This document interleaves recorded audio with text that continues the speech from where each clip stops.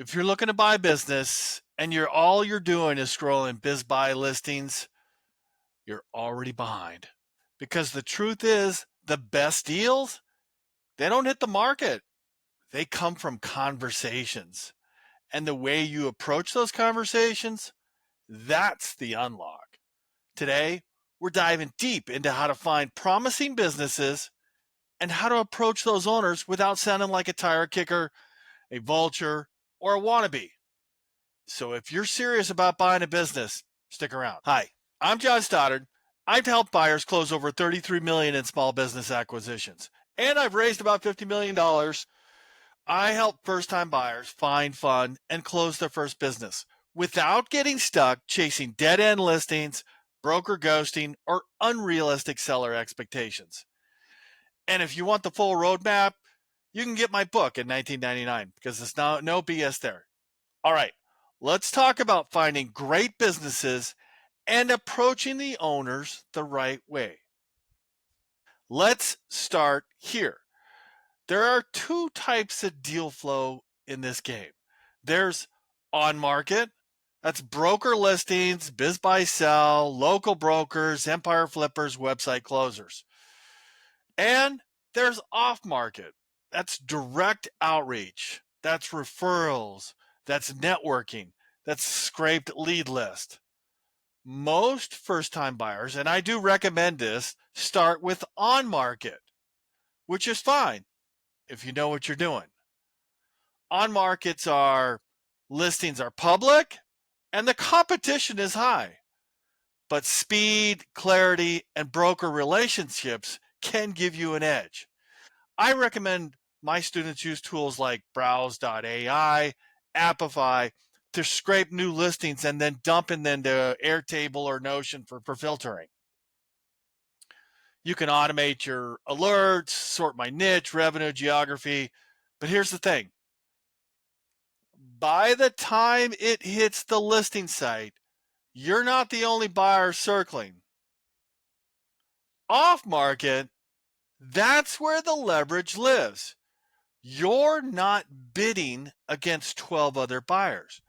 You're starting a real conversation with the business owner who maybe hasn't even thought about selling yet until you've showed up. This is where you go hunting. Here's the playbook I use and teach my students. We start with signals. Let's say 15-year-old business, owner's 55, website looks like it was built in 2009, still using fax machine, not active on social media, no aggressive marketing, lots of trusted, family run, serving the community since. That's seller psychology. You want businesses that are stable, profitable, but not modernized. Then you use tools like Apollo.io to pull a list of businesses by NICS code, or DataAxle for deep filtering. Or if it's an online business, and I don't see a lot of offline businesses using it much, but LinkedIn Sales Navigator, you can identify owners and execs. Or scrape Yelp, Google Maps for local services. Once you've got the list, run it through ChatGPT-4. Have AI help you spot signs of burnout, succession risks, or under-optimized operations. And now you've got the leads, not just names, but context. Let's say you've got about 50 leads. How do you narrow it down? This is where most buyers go, let's look at top line revenue. That's wrong. You're not buying a number, you're buying a system. So you ask, is revenue reoccurring or lumpy? Are margins strong or bloated? Is there a key man risk?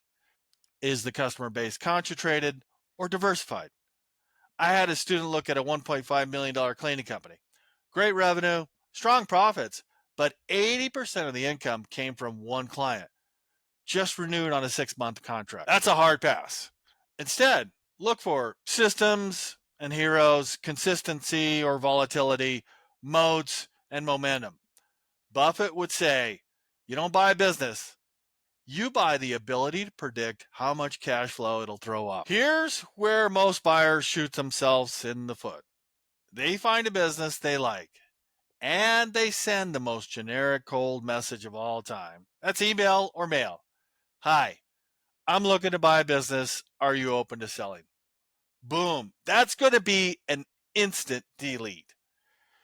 You want to be the anti-tire kicker, the one that actually gets replies. Here's my framework.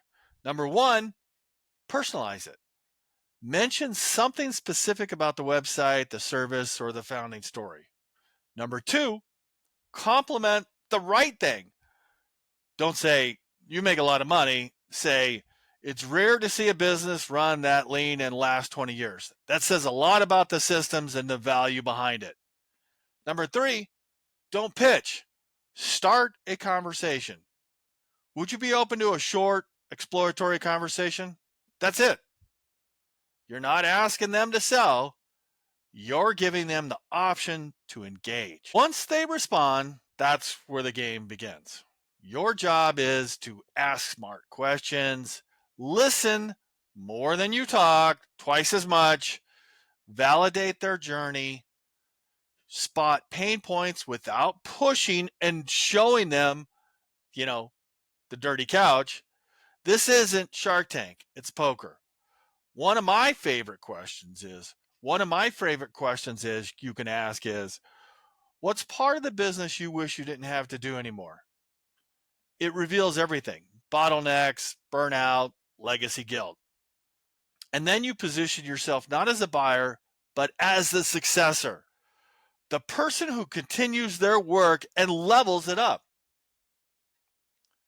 Eventually, if it's the right fit, the conversation will shift.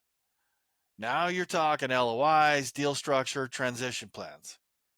Here's what most sellers care about in order. If they built the business over 20 years and have a lot of the same people working there, they care about legacy.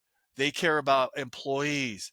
They care about getting paid again, not getting sued.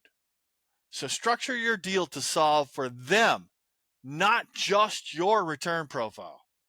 You can offer seller financing.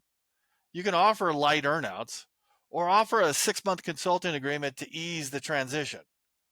You'd be shocked how often deals get done not because you had the most money, but because you were the easiest person to trust. No friction. This whole game, it's not about getting the most views on BizBuySell. It's about becoming the kind of person that sellers want to hand their life's work to. You don't need 100 leads for this. You need 5 great ones.